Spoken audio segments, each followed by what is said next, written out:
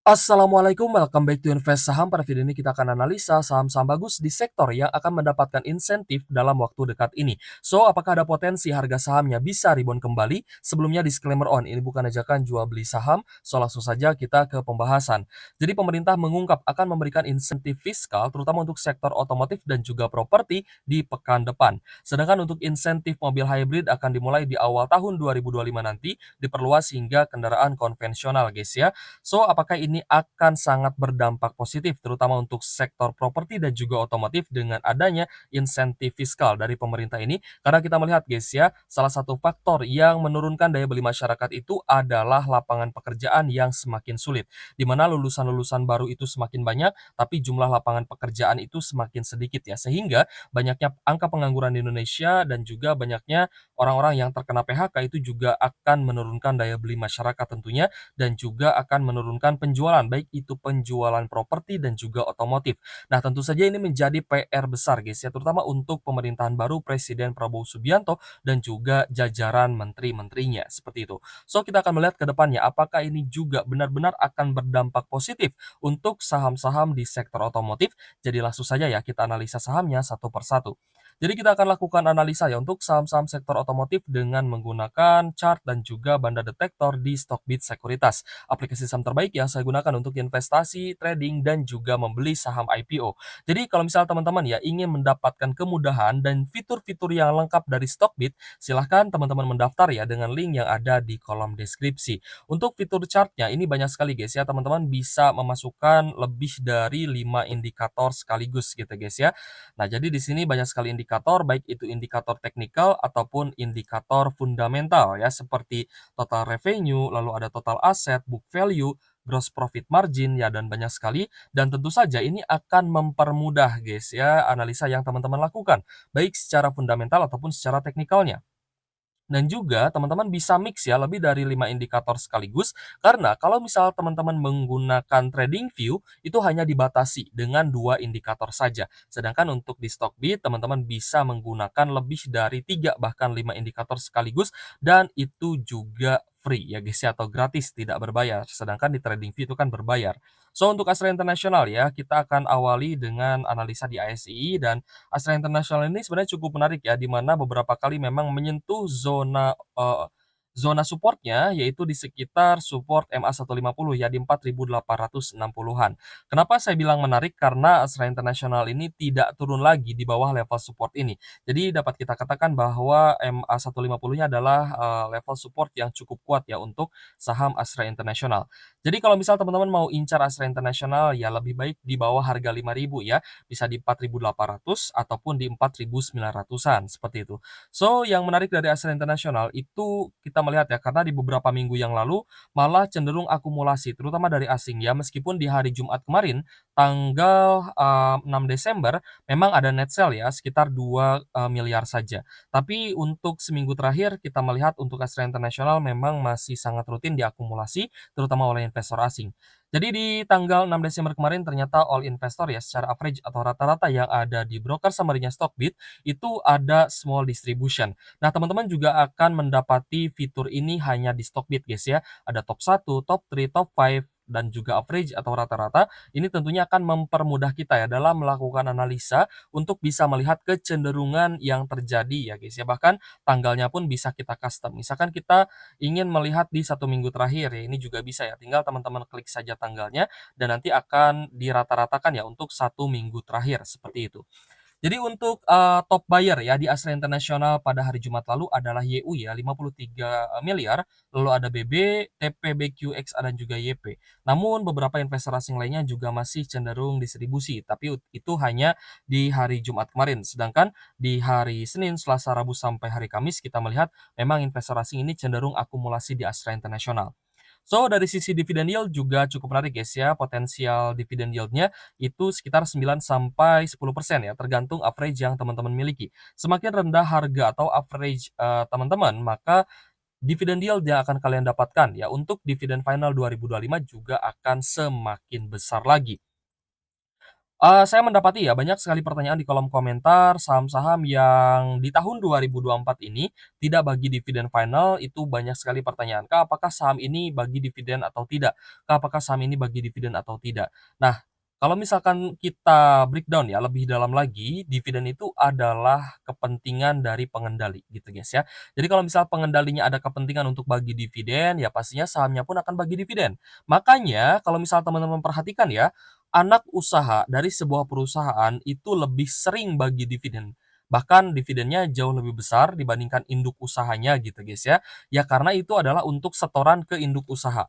Jadi pengendalinya ingin dapat dividen dari anak usahanya gitu ya, ingin dapat profit dalam bentuk dividen. Maka anak usahanya yang paling sering bagi dividen. Namun untuk Astra Group ya guys ya, ini, kita melihat memang Astra International juga salah satu anak usaha ya dari perusahaan yang lebih besar lagi gitu guys ya. Jadi Astra International juga memang dia rutin bagi dividen. Meskipun ASI ini menaungi banyak bisnis juga di Indonesia seperti Astra Auto Parts ya, Astra Agro Lestari, lalu ada juga United Tractors gitu guys ya, dan masih banyak lagi yang memang Astra Group rata-rata itu bagi dividen. So, untuk Astra International, kita masih juga melihat upside yang cukup menarik guys ya, dari kenaikan ASI yang memang ya sejak di pertengahan tahun 2024 ini Astra International berada di zona supportnya. Jadi cukup menarik ya kalau misalkan nanti Astra International bisa bagi dividen kembali plus harga sahamnya naik lagi. Maka ada potensi kita bisa cuan double. Yang pertama adalah cuan dari dividen, yang kedua adalah cuan dari capital gain ya guys ya. So, Astra International kalau menurut saya sih masih menarik. Yang penting teman-teman dapat harga di level support ya minimal di 4.800-an ya, atau banter-banter di 4.900 lah. Tapi kalau misal teman-teman sudah dapat harga di 4.200 atau bahkan 4.300-an, 4.500 pun saya rasa itu harga yang cukup menarik untuk di-hold, untuk invest jangka panjang juga ya, sampai nanti Astra International bisa kembali uptrend. Saham kedua yang akan kita analisa adalah saham auto atau Astra Auto Parts, di mana auto perlahan-lahan mulai bisa uptrend kembali dan ketika menyentuh area high di 2.600-an, auto ini kembali turun guys ya. Sampai kemarin kita lihat terjadi double bottom itu di sekitar 2.250-an. So untuk auto kita lihat di hari Jumat lalu masih close di harga yang sama, namun mulai bisa naik ya dari 2.250 tersebut. Dan kita lihat juga memang sempat oversold ya untuk saham auto ini. Di hari Jumat kemarin itu ada net sell asing 800 jutaan, namun pada tanggal 3 dan 4 Desember ternyata kita melihat adanya inflow yang cukup, yang cukup besar guys ya, dari investor asingnya. Nah, jadi untuk auto ini di hari Jumat lalu ya secara overall itu ada small distribution ya atau distribusi yang tidak terlalu besar, yaitu dari YP, MG, dan juga ZP. Namun ada yang akumulasi juga, yaitu OD, AK, dan juga GR ya sebagai top buyer di saham auto ini. Nah, jika kita lihat trennya, memang auto ini kan dia sempat downtrend juga gitu guys ya, seperti, induknya Astra International, di mana auto juga sempat turun ya dari area tertingginya, yaitu di sekitar 3.600-an. Dan ketika auto turun, itu turunnya juga cukup dalam ya, sampai di 1.790-an dan mulai bisa bangkit kembali, itu di sekitar, bulan Juni dan awal Juli. Ya di awal Juli sudah mulai bisa bangkit lagi. Jadi teman-teman persiapkan ya nanti untuk sell in Mei ya dan juga di bulan Juni berpotensi menjadi bottom-nya IHSG. Dan Juli ya pastinya teman-teman akan mendapati banyak saham yang berada di level bottom seperti itu. Jadi untuk auto gimana Kak? Auto ini kan dia sebenarnya sedang di zona sideways ya jika kita lihat di beberapa bulan terakhir. Meskipun juga sempat naik ke 2.500 namun kembali turun ya ke level support sebelumnya di sekitar 2.200-an. Dan kita lihat mulai bangkit kembali di Rp2.340. Kita melihat ini juga tanda-tanda bullish reversal menjelang musim pembagian dividen. Jadi ada atau tidak adanya window dressing ya di Desember kali ini, saya sih tidak terlalu mempermasalahkan ya. Yang penting saya hold saham-saham bagus yang rutin bagi dividen di harga yang cukup murah gitu ya. Jadi untuk hold jangka panjang atau minimal sampai dividen nanti ya, kita hold sampai musim dividen nanti ya. Harapan kita sih yang pertama adalah kita dapat dividen of course ya. Yang kedua ya tentunya kita pun berharap harga sahamnya juga bisa uptrend kembali. Nah, ini yang menjadi krusial guys, karena biasanya cuan dari capital gain itu lebih besar dibandingkan cuan dari dividen. Ya, let's say cuan dividen 5%, 7% gitu guys ya. 10% itu sudah besar. Itu dari dividen. Tapi kalau misal teman-teman sudah paham capital gain, maka cuan dari capital gain 30% itu ya standar lah ya. Jadi minimal itu 10% ya guys ya dari capital gain ya teman-teman bisa cuan 30%, 50% ya itu sebenarnya, wajar ya kalau misalkan memang sudah ada tanda-tanda bullish reversal seperti itu. So untuk auto saya rasa akan menjadi saham yang cukup menarik apalagi jika sektor otomotif benar-benar akan mendapatkan insentif ya dari pemerintah. Selanjutnya yang kita lihat juga mulai rebound adalah SMSM, di mana SMSM mulai naik dari area low-nya di 1790 sampai di 1940-an. So, untuk SMSM kita melihat di 4 hari terakhir itu mulai ada akumulasi asing lagi ya, ada net buy asing terutama di hari Jumat lalu itu 619 juta. Tapi kalau misal kita perhatikan ya memang net buy asingnya belum terlalu masif, ya belum terlalu signifikan dan juga inflow terhadap IHSG ya saham-saham big cap, saham big banks itu juga belum terlalu masif gitu ya. Jadi apakah akan terjadi sell in May? We don't know. Tapi of course kita tidak terlalu berharap. Yang kita bisa harapkan sebenarnya adalah musim pembagian dividen nanti. Jadi kalau misal teman-teman sedang nyangkut ya floating loss di saham yang bagus ya, apalagi rutin bagi dividen, saya rasa tidak perlu khawatir ya, tidak usah terlalu gimana-gimana gitu ya. Teman-teman hold saja dan kalau misal ada cash ya teman-teman mau averaging down boleh, mau cari peluang di saham lain juga boleh gitu ya. Karena kita melihat masih banyak nih saham-saham yang ada tanda bullish reversal, dia berada di level bottom bahkan di zona supportnya. Jadi untuk SMSM kita lihat malah ada akumulasi ya, terutama dari KKPD dan juga DP sebagai top buyer di hari Jumat kemarin. So top satunya ada big accumulation itu sebesar 756 jutaan. Selanjutnya adalah saham Dharma Polymetal guys ya, di mana DRMA juga sempat mengalami kenaikan guys dari level bottom-nya ya, di mana Dharma Polymetal juga sempat bottom di, akhir Mei, bahkan kita melihat ya, akhir Mei lalu itu sempat ke level 800-an ya, 815.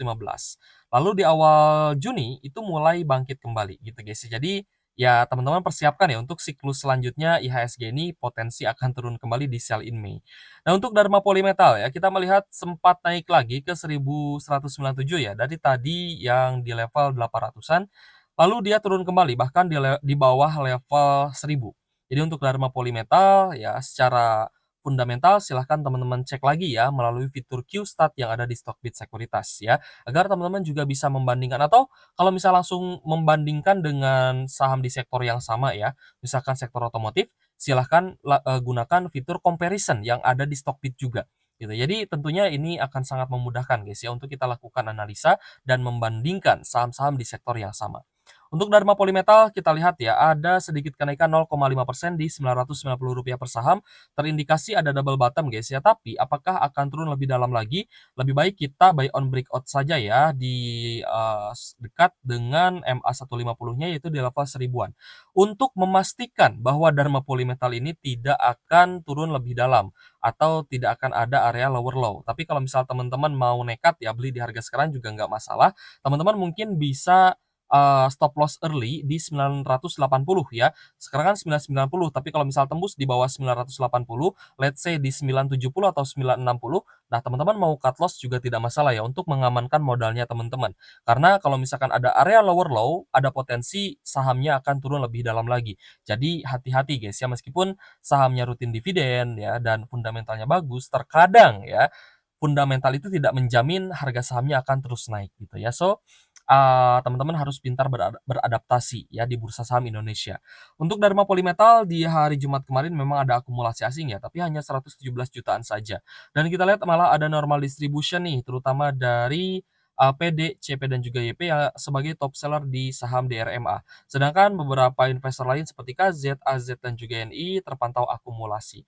So, dari 4 saham yang sudah kita bahas, menurut teman-teman saham mana nih yang paling menarik? Apakah Astra International, atau Auto, atau SMSM, atau Dharma Polymetal? Boleh tulis pendapat teman-teman di kolom komentar. Kalau misal teman-teman mau request saham apa yang teman-teman ingin bahas ya, tapi dengan catatan teman-teman harus punya juga sahamnya gitu ya. Silahkan tuliskan saja di kolom komentar. Dan jika teman-teman ingin menggunakan fitur-fitur yang lengkap yang ada di Stockbit Sekuritas dan juga berbagai keunggulannya, silahkan teman-teman mendaftar dengan link yang ada di kolom deskripsi. Oke guys, terima kasih sudah menonton dan semoga video ini bermanfaat untuk teman-teman. Thank you for watching. See you on the next video. Wassalamualaikum warahmatullahi wabarakatuh.